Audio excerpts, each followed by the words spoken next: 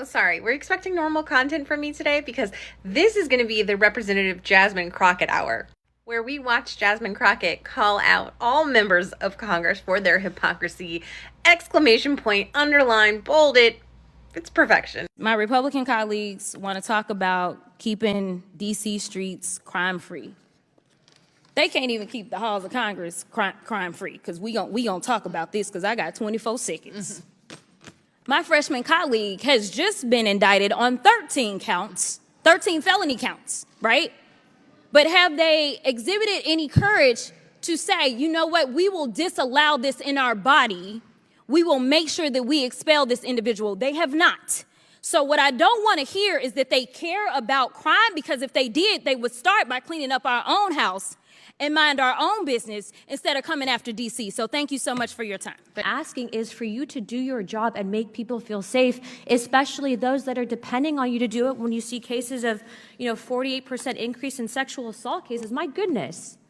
So That's it. I've heard enough. Chairman, I yield my time. Sexual abuse. I am so excited that my colleagues across the aisle care about sexual abuse, considering that the front runner right now for presidency is kind of just been found liable of sexual abuse. So I'm excited, because this may mean that finally some folk will back off from supporting him, because we don't support sexual abusers in this chamber. So I'm happy about this. We've got to talk about these root causes. Number one, the fact that we have elected legislators that won't do their job and protect people by keeping these weapons off the streets. That's number one. Number two, we are still reeling from a financial crisis. And guess what? They don't want to make it better. I'm sure they all campaigned and said, oh, we're going to help out the economy post-COVID. But right now we are on a cliff over the debt ceiling. The debt ceiling that was raised 3 times under Trump, and 25% of this credit card bill that they don't want to pay was accrued under Trump, and he only had 1 term. And hopefully he won't have no more. Nevertheless, I digress. Let me move on.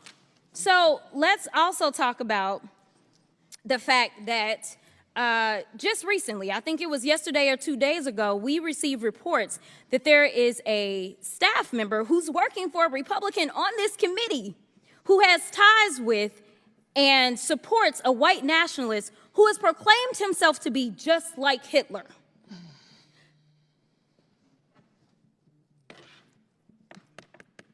I don't really know what to say, except for the fact that this is a farce, all right? Because the fact is, we've got an increase in crime all over.